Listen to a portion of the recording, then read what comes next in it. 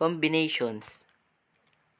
Before we proceed to our topic, let us know what is combinations. A combination is an arrangement of an object with no repetition and the order is not important. Combination of n distinct object taking r at a time.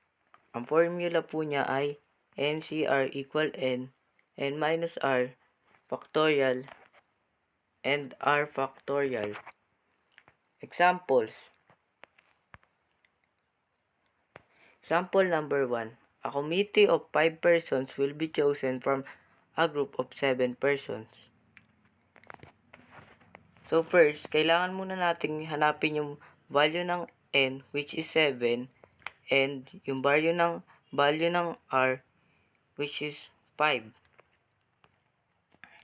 Take note guys, hindi pwedeng mas malaki yung r kaysa sa n. Kailangan lagi mas malaki yung value ng n kaysa sa r.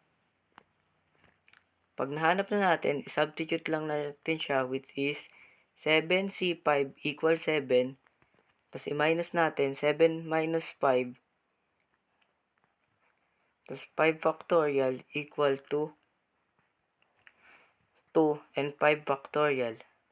Sunod, ipag-times lang natin siya. 7 times 6 times 5 equal to 2 factorial and 5 factorial. Para ma-cancel natin siya, hanggang 5 lang tayo. Tapos cancel na natin tong 5 dito. Tapos, ang sagot natin is 210 divide 2 is equal to 105. Example number 2. A hand 13 cards having exactly 10 spades drawn from a deck of cards. Solution. N equal 13 and R equal 10. Ganun lang uli, 13C10